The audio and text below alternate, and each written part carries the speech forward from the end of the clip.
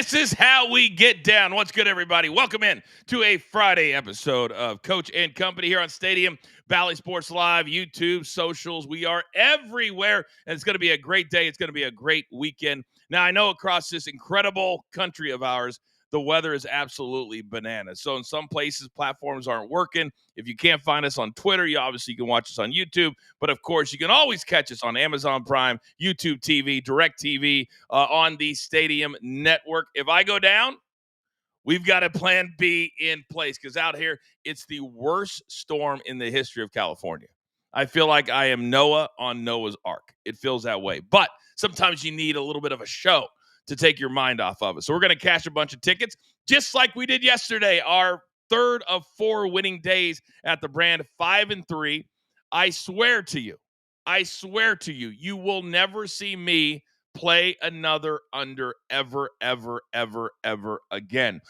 For those of you who are premium members, last night we had a ton of fun, cashed a bunch of tickets, and tip of the cap to my guy, Big Cheesy. Tip of the cap to DG, because I won a double showdown as the Spurs in real time beat the who'd they blow out last night? The Hawks.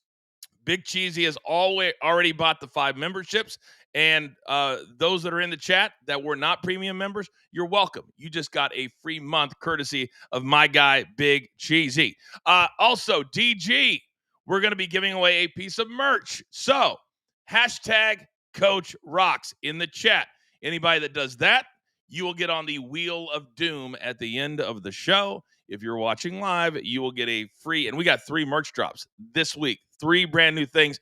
You can have your choice, but you got to be watching at the end of the show to be enter hashtag Coach Rocks. Now, it's always a busy day. In addition to this show, we will have the podcast this morning, 11:15 a.m. Eastern Time, Off the Ropes in the afternoon on Sirius XM, channel 156. And if you missed any of Coach and Bro, I'm looking at the numbers right now. Absolutely amazing how fast that show is growing at our BTT page because of all of you. All right, housekeeping is done. I need a winning day. So, oh yeah, I feel the vibe. I feel the positivity. Ladies and gentlemen, it's time. Let's beat the books.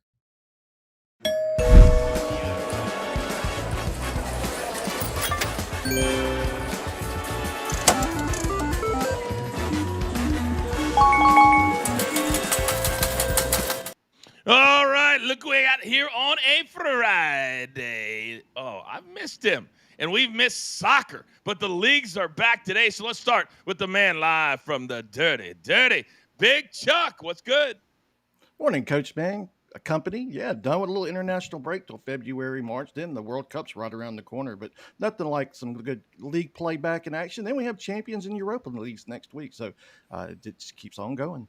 Yeah, I had to sprinkle a little bit on Women's Champions League this week, Big Chuck. So that tells you where I went with my soccer fandom and betting this week. All right, he's got the best damn beard in the game. Over at Prize Picks, you can see all of his stuff. You can read all of his articles. They're amazing. They will help you a lot. Soupy, good morning.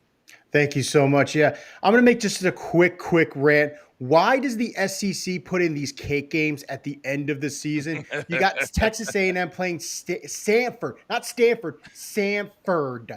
and South Carolina playing my Coastal Carolina Chanticleers this weekend. So I'm rooting for the Chants. Well, Coastal Carolina's actually a pretty decent team. They're not scrubs. They can score. Finally, he goes by one name. You can hear him over on ESPN Radio. Good morning, Zeno.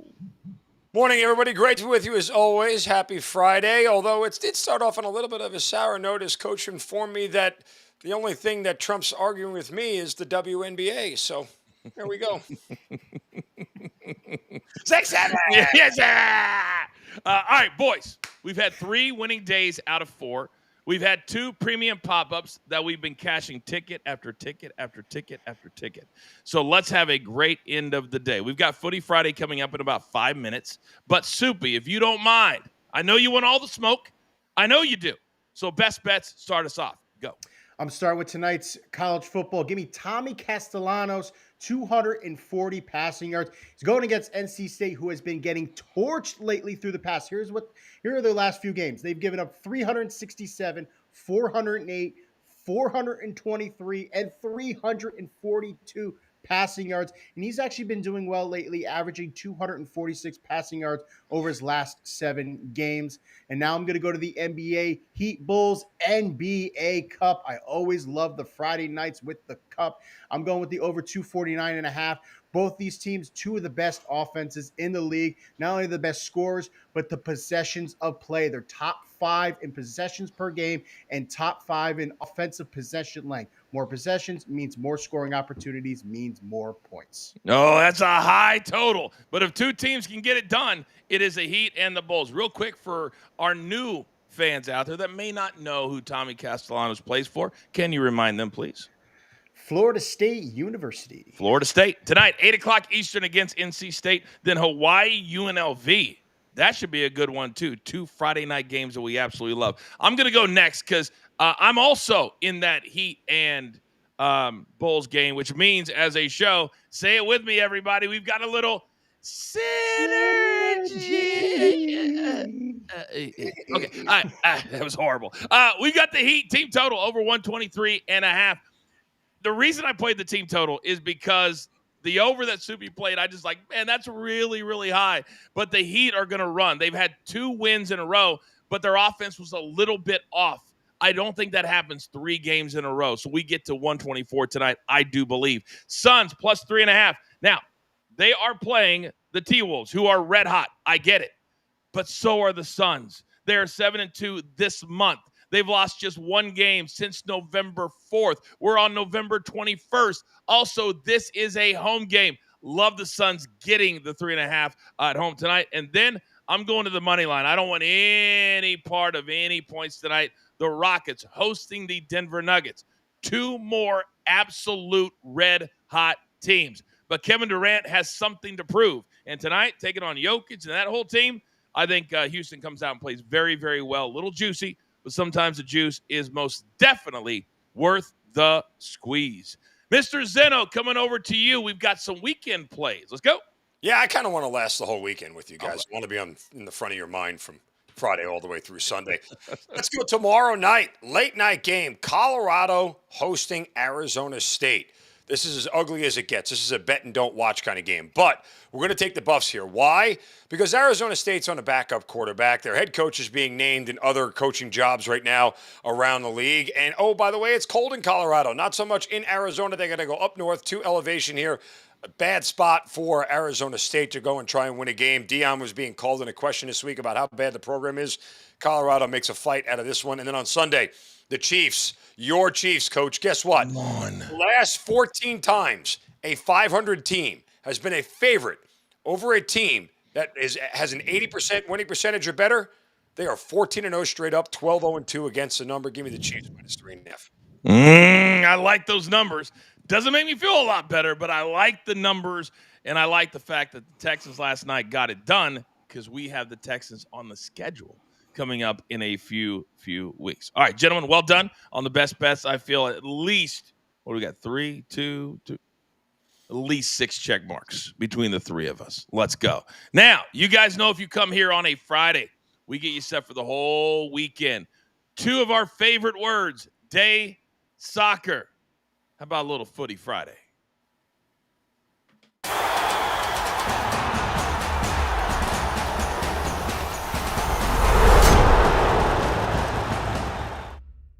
It has been 2 full weeks since we've had Footy Friday, and I've missed it, Big Chuck. Oh, how I have missed it. Where are we going this weekend?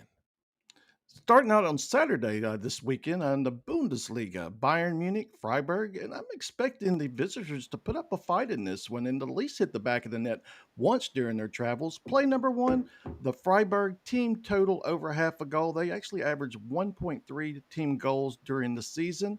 Then France League on. Rennes, Monaco, just one of those matchups that produce goals when these two get together. They have had 3 or more total goals in 10 of their last 13 meetings. We'll go ahead and back the over 3 in this one. EPL, Newcastle, Manchester City. This total has went over in 67% of their last 37 meetings. I'm expecting more of the same between these two. The over 2.75 in St. James's Park. Then the MLS playoffs, Western Conference, Vancouver, LAFC. I like this one so much I made it a double play. I really like the home team with Vancouver. First half team total over half a goal. They are averaging 1.2 first half goals at home, and Vancouver team total over 1.5. They're averaging 2.5 team goals on their home pitch. Lastly, first half parlay. We just simply need a first half goal and the 4 matches listed for a plus 150. So everything we have is on Saturday this week. Is that correct? Whole thing on Saturday. Wow. So we're going to have a bunch of cash tickets. Then we have college football. Then we have perhaps a little NBA in the evening. It could be a full day of cash tickets. Courtesy of you. Don't forget about the NHL. Oh, my God. I always forget about the NHL. That's like the one I know the least about, so I always take a step back. But I know you know it. I know Marky Model knows it. So we got that covered.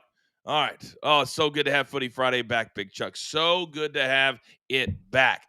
Now, here at the brand, we like to have a little bit of fun. And yesterday, despite some people's pushback, 2 of the 3 dogs won on the court or on the field. So our selections today are this. Soupy, I'm going to start with you. Our 3 dogs are Flo. If we're frozen right now, if we are frozen right. All right, where is the dog of the day? Where is the dog of the day?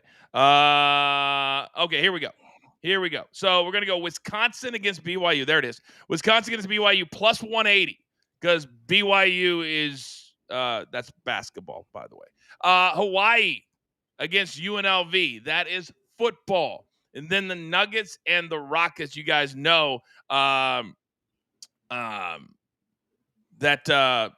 sorry, I got distracted. Rockets, very slight dog. I told you I didn't want any part of that 2.5, whatever it was. So the Nuggets, it's rare you're going to get them as a dog. So if you had to, Soupy, where would you head? Yeah, I feel like the Nuggets are rarely a dog. So I'm going to go with Hawaii. Hawaii can ball against UNLV. I think that's going to even be a high-scoring game. I believe like the total's in like 63, 64. So I think if they could both shoot it out, I think Hawaii's got a chance.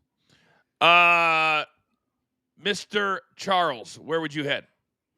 I'm definitely not going to take Wisconsin. I would have said Hawaii, but I'll let Soupy have that one. And I will say the Nuggets, even though I think that's when that could be a possible trap. How many times do you see the Nuggets as a dog? But I'll go ahead and back Denver in this spot.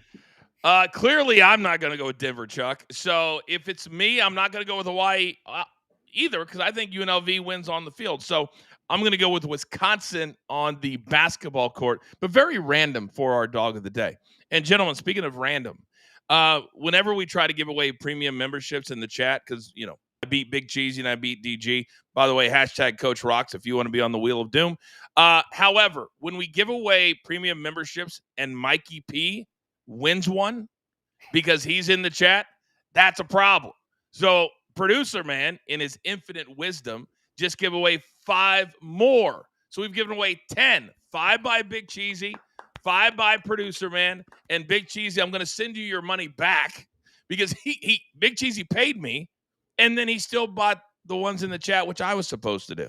So Big Cheesy, or I could just keep it on credit because I'll probably beat him again very, very soon. That's obvious. That's obvious. All right, gentlemen, well done to start the show. I love the positivity, love the smiles. Now, still to come, we get you set for the entire weekend, not just in soccer, not just in hockey, but college football. Every week now, we get closer and closer to the end of the season, and every game matters because we're only a couple of weeks away from Championship Saturday as well. Also, in the NFL, what did last night's Bills loss do to the entire AFC playoff picture? And we look forward to some of the big games this weekend. Just getting started. NBA Showcase coming too. It's Coach and Company on Stadium Valley Sports Live.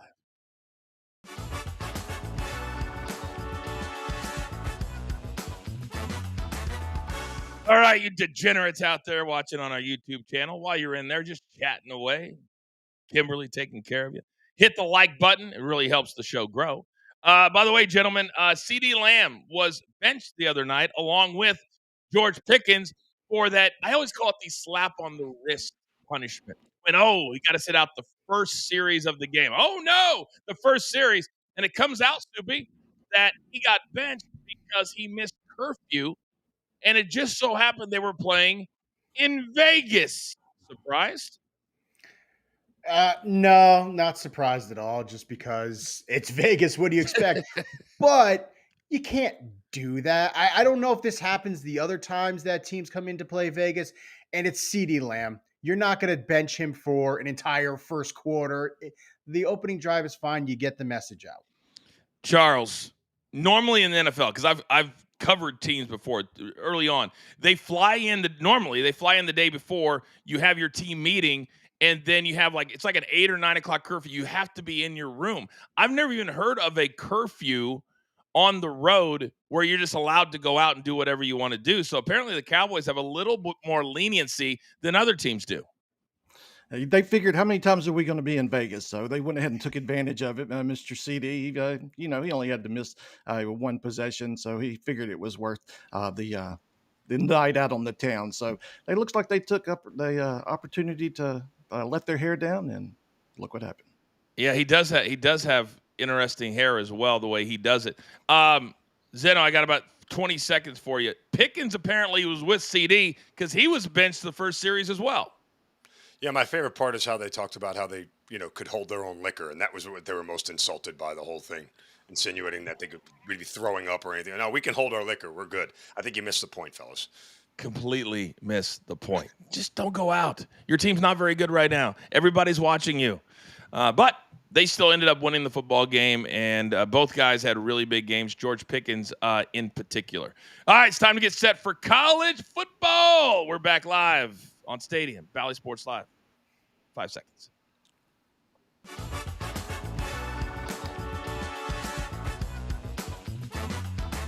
Okay, welcome back, everybody. It's Coach and Company here on Stadium, Bally Sports Live. My man Chuck will be in the chat for this segment. Any questions for Chuck, put them in the chat.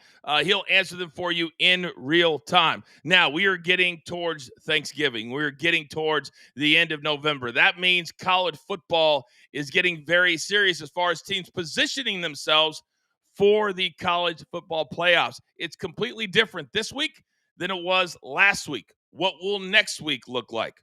We're about to talk about it. Let's go back to school.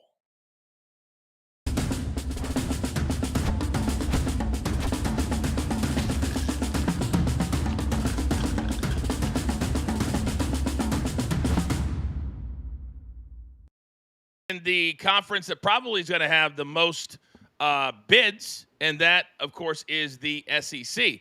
But, Zeno, I'm a little bit surprised based off the schedule from 3 or 4 weeks ago, that the team coming out of it is Oklahoma. And they get to host Missouri and then LSU. If they win, they will be a playoff team. It's surprising as hell, but they've earned it this week, laying a touchdown against Missouri in Norman. Your take? I don't know if I'm so sure 100% they're going to get in if they win out, but I do think there are a couple of pitfalls, namely this week as Bo Prabula looks like he'll be back for Missouri, their starting quarterback who's been missed the last 2 games. He's been medically cleared to play, listed as questionable. You know how college injury reports are here. So I like Missouri plus the 7.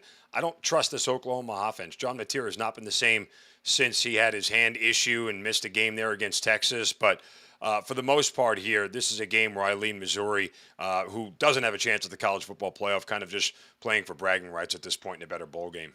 And it does seem like every week they have a really big game in the whole scheme of things, just not for them. And Soupy, as we come over to you, can Missouri be the team that comes in? Because Oklahoma, they may not be automatic. Alabama is still, as far as the rankings are concerned, are still in. Oklahoma's ahead of them right now. So there's still a lot, obviously, to shake out. I think this is going to be a tough game for Missouri. They're going to be very one-sided. Ahmad Hardy, 300 yards last week, 3 touchdowns, but that was against Mississippi State. This is Oklahoma, one of the best run defenses in the country. I think they're going to be able to stop him. Even if Bo Prabula is in, is he going to be able to really manage this entire game. I don't think he's that good of a quarterback to do it. And if he's not in, it's a true freshman behind center. I think Oklahoma actually wins and covers this game. So, Zeno, let me come back to you. Since they're in right now, why would you think if they don't win both games, they won't get in? Well, there's a Miami team that's right there waiting to get in. If, let's say, Miami and Georgia Tech are in the ACC championship game and Miami beats Georgia Tech, but yet Georgia Tech beats Georgia in the final week of the regular season, there's a world there. If BYU stays in the conversation here and can beat Cincinnati this week and upset Texas Tech, I think there's a spot that they're going to take. I mean, there's a couple of ways that this can go. Oklahoma needs chalk to run out as far as all the conference championship leads to go for their spot to be secure with 2 wins and in. Yeah, I agree with that too. Really good analysis there. So if you're listening to that, remember, not everything is always as it lays out. It's going to change every single Tuesday night, just like we did last week. Now, a team that believes that they are not only a playoff team, but they can win this whole thing is Oregon. However, USC would love to spoil the party. They would love to get in, but they've got to go to Oregon this weekend, and they've got to get the dub. But, Zeno, they're getting 10. They're getting 10. Is that too much? Can I defer to Soupy first on this one since he and I always disagree? I'm kind of curious to see where he is. I know where I am 100% and unequivocally, but I want to defer to Soupy here. Soupy. I think that Jaden Maiava has been one of the best quarterbacks in the Big Ten. He leads in passing yards, but he has faced 4 of the 6 bottom pass defenses in the league. Oregon is number 1. I think Oregon needs this game to have the chance to be in the college football playoff. I think they go out and they absolutely crush SC. I think this is another easy win and cover for them. Look at that, Coach. Worlds aligned. Wow. Win and cover here. This is very similar to a couple weeks ago when Texas Tech was favored by this huge number over BYU, and they went out and smoked them. Look, I know Lincoln Riley doesn't win when he comes east, but it's still a road game. And going to Autzen Stadium, where Oregon already lost the game this year. I don't think they plan on losing 2 at home. So, unfortunately for USC, their playoff hopes come to an end here. Now, another thing here, we just talked about, Oklahoma. If SC wins this game, guess what? Like, things could get dicey for an Oklahoma because SC would have a clear path to the playoff as well. So, but I think Oregon wins this game and covers. Yeah, that's it. And it kind of goes back to what you're talking about with chalk. Oregon would be that chalk part that we're talking about from the Big Ten. But most definitely, if USC wins, then everything is off the table. I think it's going to be interesting, too, guys, this year, more than we've had in years past, that a team that doesn't win or loses their conference championship still gets into the playoffs. That hasn't always been the case. But I think this year, more than we've ever seen, that could be the case. Now, group of 5. And this team, it's like nobody wants this spot. Memphis loses. South Florida loses. Now the team that has been slotted in, at least for today, is Tulane. But the team that has the highest percentage, Zeno, is James Madison right now. So Tulane is playing Temple, that football hotbed in Philadelphia. Your take on how impressive does Tulane have to be in this one? Impressive enough. I mean, winning by margin and style points are going to matter for these group of 5 teams when you're trying to compare them all, because it's not just the highest ranked group of 5 champion. It's the highest ranked group of 5 team. And that leaves something up for debate. And the conference championship games, I think, absolutely will matter when the College Football Playoff Committee puts their final rankings out for these group of 5 schools here. So, yeah, I think it absolutely matters. I mean, but in reality, all these teams are playing for the right to get their absolute ass whooped. Whoever it may be in the first round is going to be a 3-touchdown favorite. So this is all semantics anyway.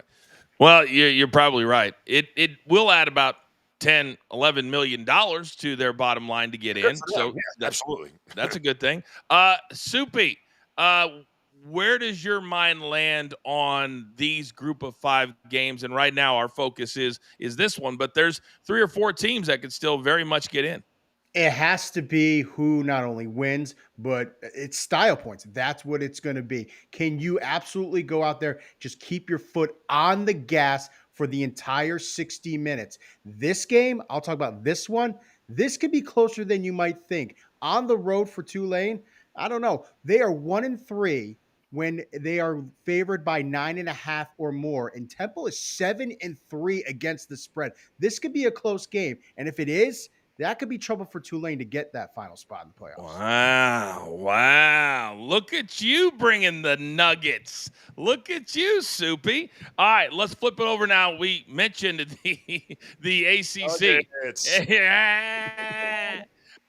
The ACC is also a conference that nobody wants a playoff spot because every time they slot in, they get blown or they get beat out or whatever. So Pitt and Georgia Tech, they face off this weekend. Zeno, this one is less than a field goal. Your thoughts? You're not supposed to tease college, but can I just take Pitt to 8.5 and be happy with it? Because I thought about it. Here's the thing, like, I don't think Georgia Tech's losing a game at home, but everybody sharp that I know that I talk to is on Pitt. And they are – I'm just upset at Pat Narduzzi, and I find his team unbettable now because of what he did last week. Mm-hmm. He announced that, I don't care if we lose by 100. Then he went out there and got mollywopped. Like, how am I supposed to trust a coach like that going into a big game on the road that all of a sudden he's like, well, okay, now it's important enough for her to play a football game. Like, I don't know. I don't have a real strong feel on this thing. I think Georgia Tech wins at home, but I certainly understand the Pitt side. Sorry to be not so opinionated and direct on it, but. No, I feel the exact same way because you rarely have a coach that says anything like that, especially when you're playing Notre Dame.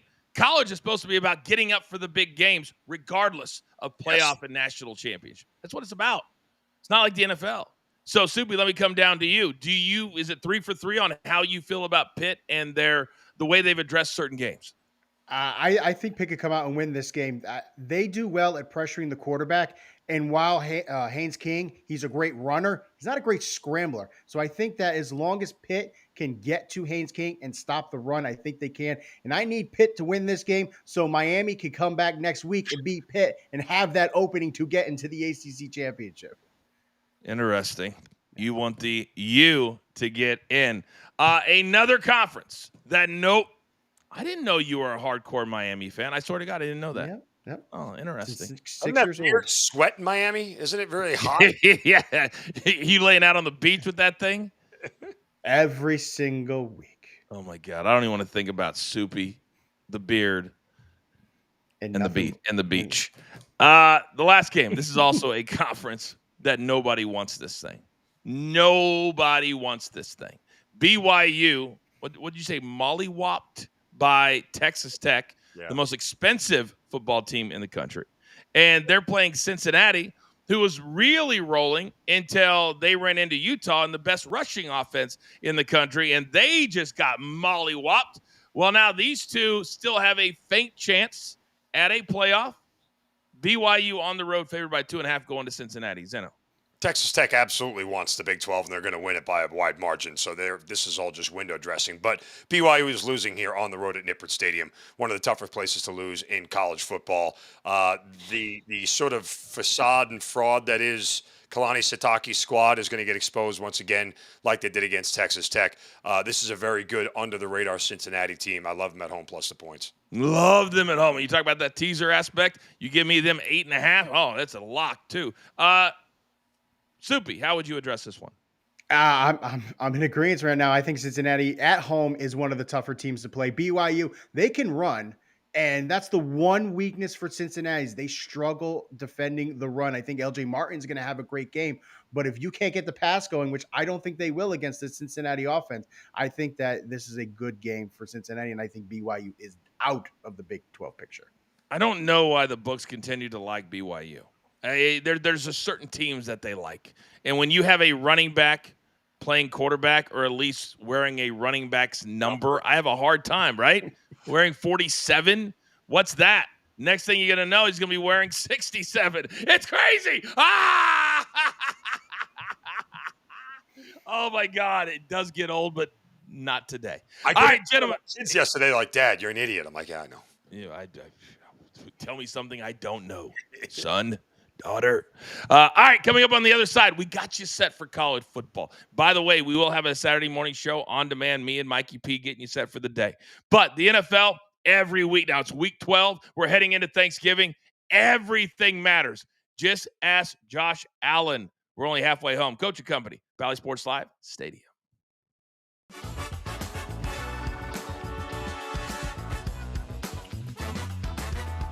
All right, gentlemen, the WNBA, the gift that just keeps on giving.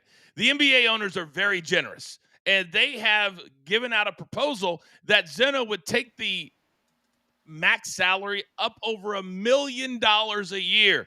And the WNBA says that doesn't address the issues that we really have with the ownership. When are they going to get it? I don't know, but what I do know from the WNBA is that they have a tendency here to continually overplay their hand.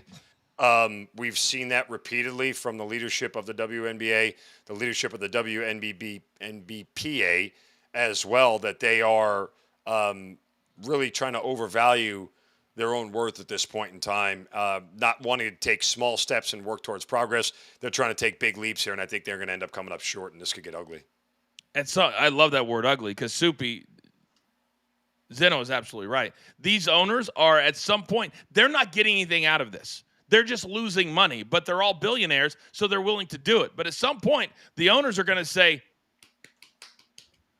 because nobody's going to miss this league. No. And right now, the popularity that it's starting to happen, it's still in its infancy. It's only a couple of years, so you don't know how far it could go. Can it go higher, or is it going to plateau right now? That's the most important thing. I don't know how these negotiations work, but I think right now the players take this for 2-3 years, and if that popularity continues to grow, then you have more leverage in the next negotiation. As I read the article, they're so worried about the semantics. It's all about money. That's what they want. And the salaries that they have proposed are much, much higher, like double the minimums, double the maximums. More. And so if they don't take this and they're so worried, they're going to be out of the league anyway by the time all this stuff take place. And get along with Caitlin Clark. Please get along with Caitlin Clark. They're worried about optics more than anything else, and they shouldn't be. Boom. Boom and boom. All right, we'll keep our eye on this thing as it heads into the holidays. But right now, WNBA, get your shiznit together. All right, it's time to talk NFL. We're back in 5 seconds.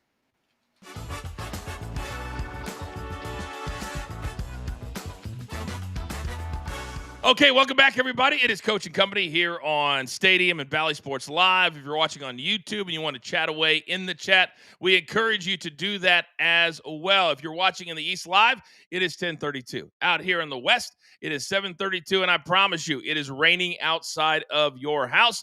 So just stay in, stay warm with us. We'll make you feel good. I promise you that. Now, Week 12 in the NFL. Also, 3 more games coming up next Thursday on Thanksgiving. All 3 games absolutely matter. So the next 6 days, incredibly important in the NFL. So it's never too early to kick it off.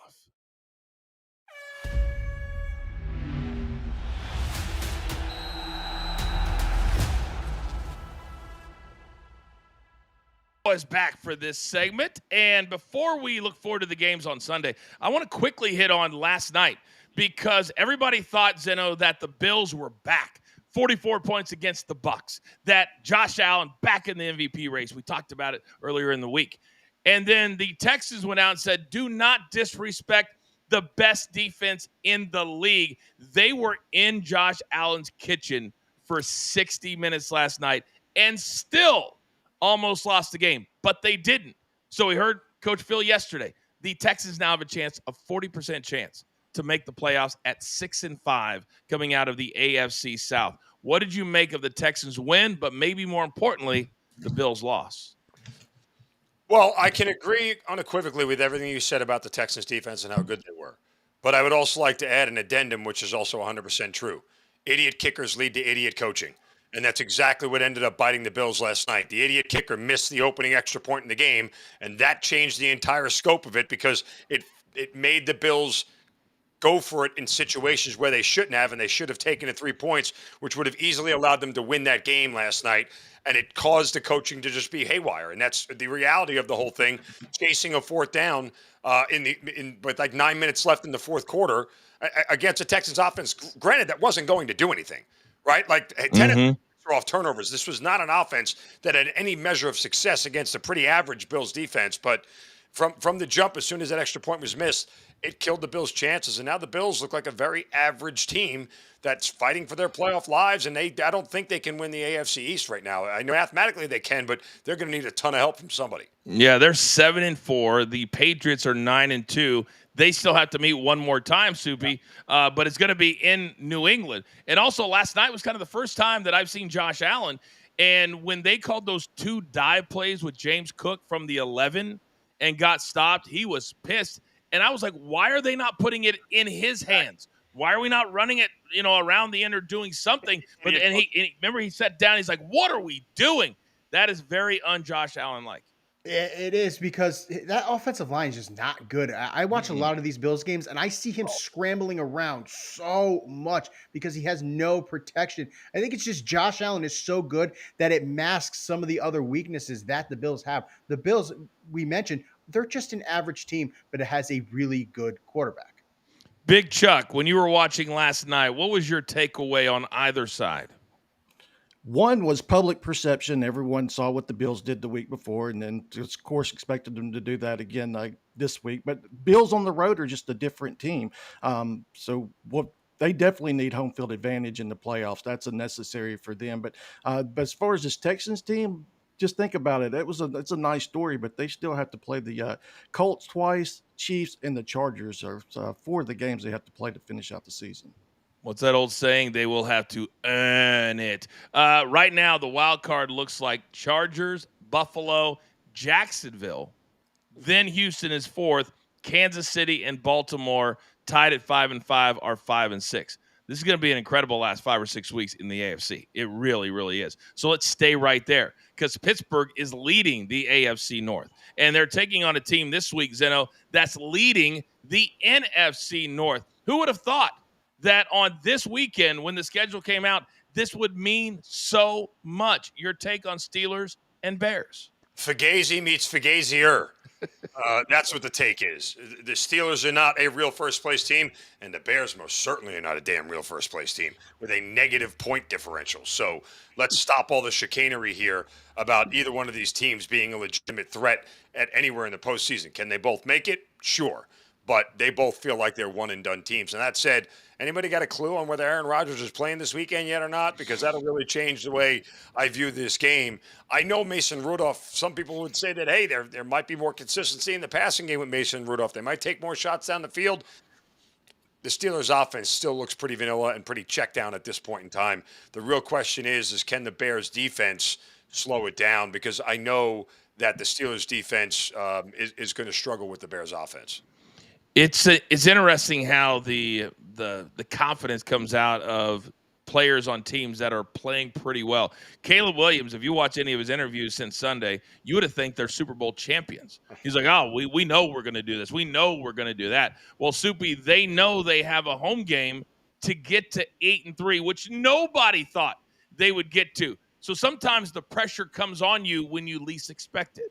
Yeah, I think Mikey P right now is sitting in the production room fuming. He wants to talk about this game so bad. I can't really make an accurate prediction unless I know if Aaron Rodgers is in the starting lineup, because I think if Aaron Rodgers is there, we've seen his history at Soldier Field against this team. He can beat them. But if it's Mason Rudolph, I think it's going to be the Bears. Both teams very well at turning the ball over. That's why I'm going to lean towards the under right now. I just need to know who's starting for the Steelers. Okay. Big Chuck, you're my totals guy. Does it matter to you on the total? Because it's probably going to go down a couple of points if it comes out that Aaron Rodgers will not play. It'll definitely affect it. I was looking at the over in this one. I saw some 44.5s. Now I'm seeing some 45s and a half. So it's definitely going up. And in that spread, I saw 3s. It's looking like 2.5. So there might be some consideration for Rodgers, which he's on the Bears 24-5 lifetime. So I really like them. And you know that plus 2.5 is going to get banged as far as teasers right now. So everyone's going to be all over that. But yeah, definitely it's up to if Rodgers plays. Yeah, good call. Plus 8.5 looks really, really nice. Just finding a dance partner will be up to you. Now, when I'm looking at a schedule and it says this, at Kansas City, home to Houston, at Jacksonville, at Seattle, home to San Francisco, home to Jacksonville, at Houston, my God, Zeno, the Colts at 8-2, they're probably the least expected to make. This is a murderer's row to finish the season with their final 7 games. And they started by going to Arrowhead this weekend. Chiefs, already one of your best bets. Why do you like the Chiefs so much against Indianapolis? Well, that's what happens when you spend the first half of your season playing the Titans twice, the Dolphins, the Cardinals, the Raiders, and really bad football teams like the Falcons. So you win a lot of games that, against lesser opponents. This is called stepping up in class. And we've seen the Colts step up in class twice this year where they've come up short. Really probably should have lost to the Falcons as well. But look, Kansas City is in a desperate spot. I like betting on desperate teams, right? They lose this and fall below 500 for the first time since pre-Patrick Mahomes. Right? Like this late in the season, they've never been below 500. So I think they know what's on the line here. I think that the Chiefs realize if they lose another game here, they are going to be in serious jeopardy of missing the postseason altogether with Patrick Mahomes, which, oh, by the way, side note here, Coach, if that happens and the Chiefs miss the playoffs with Patrick Mahomes, they can never be in the Patriots Tom Brady dynasty conversation ever. So let's just put that in there. But I think the Chiefs win and cover this number. Fair enough. I will take that for now. So I read off to Zeno Soupy the Colts schedule for the Chiefs. It's Indianapolis at the Cowboys on Thanksgiving Day. Awesome. Then home to Houston, home to the Chargers, at Tennessee. A little bit of a break there. Home to Denver, and then at the Raiders. So not quite as difficult, but certainly still they've got to pay attention to every single game, and it has to start on Sunday. Do they cover?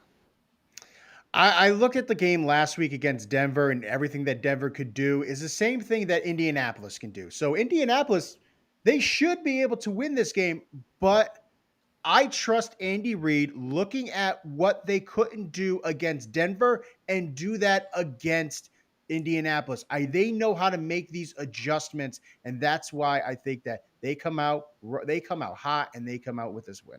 Maybe a team total is the way to go because, Chuck, right now, the Chiefs have a way of sucking the air out of the ball, but then they can come out and have a 37-20 win. So I don't know where I'd go with the total. How are you attacking this game?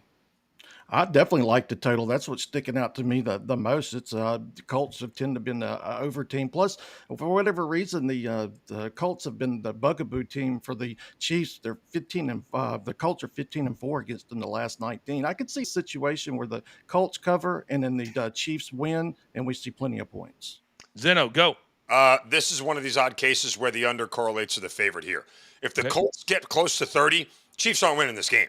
Their offense is not capable of keeping up unless it's a really bad defense, which the Colts are not. So I look to the under the whole way. If you're on the Chiefs, you're backing the under. That means the Colts aren't scoring. That's the way they win and cover. Yeah, I actually agree with that. Because it's been ugly this year. It's been ugly for the Chiefs on the scoring touchdowns. A lot of field goals. So I like that. All right, last game. We only got 2 minutes for this one. And this is really for Dallas. This is their season, in my opinion. And Zeno, when the Eagles are coming to town with that defense, if the Cowboys can somehow win, then maybe they've got a little bit of life. Yeah, I think they can. I like the Cowboys here. Plus, I mean, you're seeing 3 here. Take the 3.5 if you can find it. The Eagles, I'm not going to call them a mess because they're 8-2, but they're certainly struggling on offense here. If the Eagles don't bust out against a bad Cowboys defense, which may be a little bit better after the trade deadline, we know how big the problems really are, but I like the Cowboys here at home. And Jalen Hurts is being asked questions about him, Soupy, which is not a good thing when you're heading into this part of the season. What I'm looking at, though, is Saquon Barkley right now. I think we're starting to see that Saquon Barkley that we saw last year. He has 100 yards from scrimmage in 2 of the last 3 games. He had 80 in week 1 against the Cowboys. This is still the Cowboys are the worst run defense in the league. Just rely on Saquon. Give him 25 to 30 touches, and I think that Philadelphia could get this win in Dallas. Big Chuck, I got 20 seconds for you on this one. Cowboys, the Eagles always tend to struggle in Dallas. They've only covered 1 of the last 6. Trip to Arlington. I think we see points in this one. The last one, remember, it ended with a storm and it didn't go over. I think we see the over in this one and team totals for both teams. Well, it's going to be a late Sunday afternoon game, which I absolutely love. So we'll be live Sunday morning, by the way, at 10 a.m. Eastern Time. Me, Mikey P, and Raphael bringing down all the numbers for the big NFL games. All right, still to come. NBA showcase time. We got a lot of fun games tonight. In the NBA so far this year, it's been a lot of fun, a lot of points. Do we expect more tonight? We'll discuss it next. This is Coach and Company on a Friday right here on Stadium and Bally Sports Live.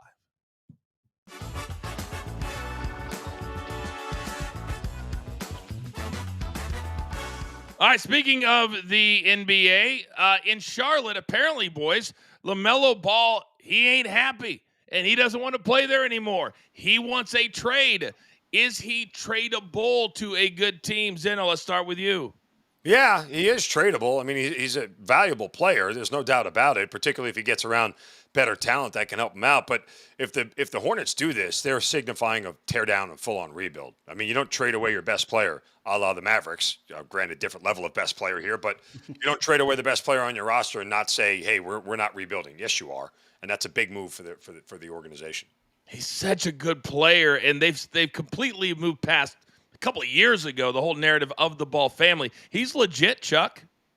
Absolutely. The big thing with him, if he can stay off the injury list, if he can just stay healthy, he can definitely contribute to a good team. What is it? Rebuild 7.0 with the Hornets. So not surprised. Yeah, 7.8. His brother has injury issues too, Soupy. But this one, right now, he also doesn't want to get. He says he wants to get traded, so that would move him out of the Supermax eventually conversation. But I think he'd rather play for a good team and have a 4-year deal instead of a 5. Yeah, I think he wants to be on a better team. That's a good thing. You want to hear that. You want to hear a guy who wants to compete on a team that can win. And that's been the problem with Charlotte, though, is there's talent on that team, but nobody stays on the court. They've dealt with injuries, including Ball, for the last few years, and that's been the downfall of this team. So if they can move the ball and he can stay on the court, I think he could be a good complement to a team that can win. Yeah, I agree too. So we'll find out what that looks like in the next. I mean, the trade deadline is not even till February, so they still have time. But if a really good team wants a really good point guard, they do it now, and they don't wait 2 months to have a bunch more losses on their record. By the way, if you want to enter the Wheel of Doom, hashtag Coach Rocks into the chat. You've only got about a minute left. We're going to be doing that right before the end of the show, and we will give you a free piece of merch. We got a bunch of new stuff over there too, but hashtag Coach Rocks, courtesy of our man DG, who I crushed last night in our showdown. We're back live in 5 seconds.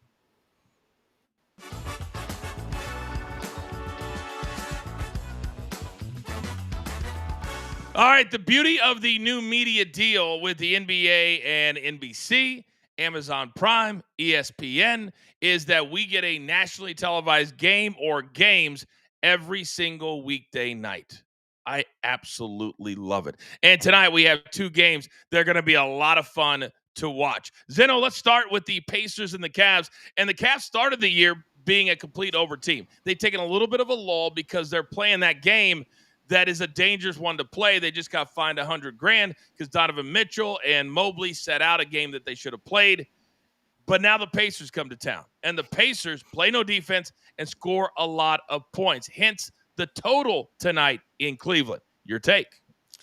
The Pacers are just coming off a win. That would be the second win of the year for them. Think they're going to win 2 in a row? How about no? Do you want to lay 2 touchdowns here with the Cleveland Cavaliers? When the Pacers lose, they've lost by double digits 4 out of the last 5 games. I don't expect the Pacers to have a very good night. I think you get a little bit of an angry Donovan Mitchell and everybody else who shows up tonight. You could look to the Cavaliers team total, but it's a whopping 126.5. So I'd rather just lay the 13 with Cleveland. That's a high team total.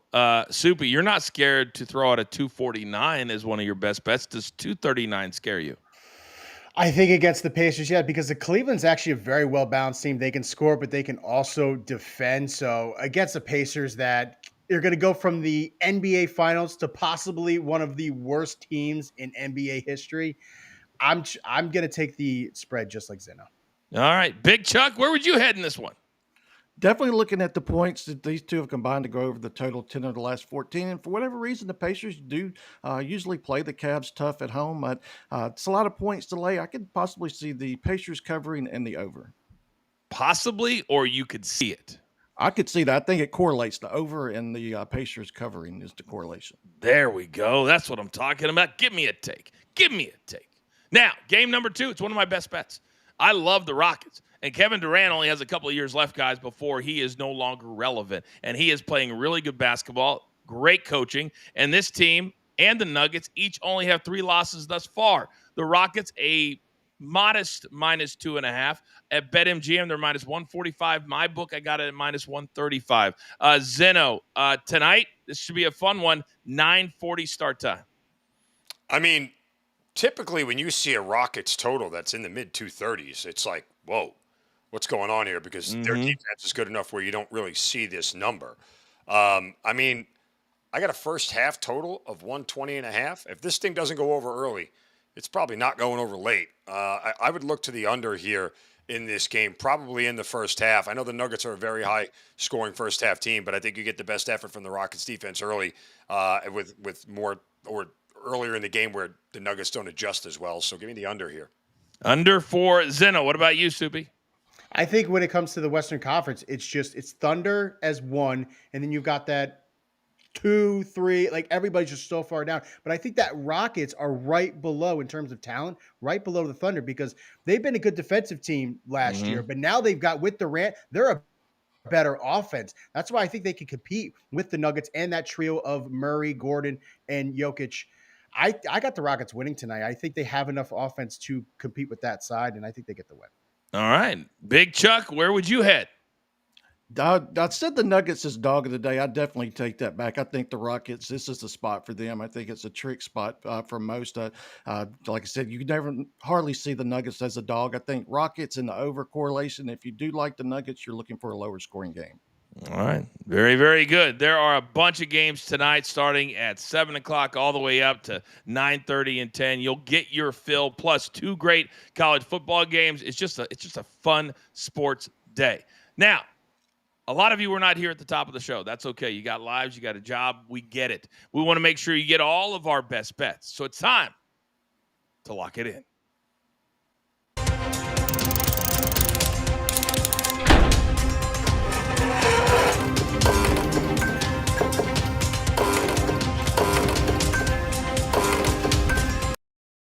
All right, 10 seconds or less. Just 1 or 2 nuggets is all that I need. I'm looking at 1-5, so at least 5-2 right there. Soupy, start us off.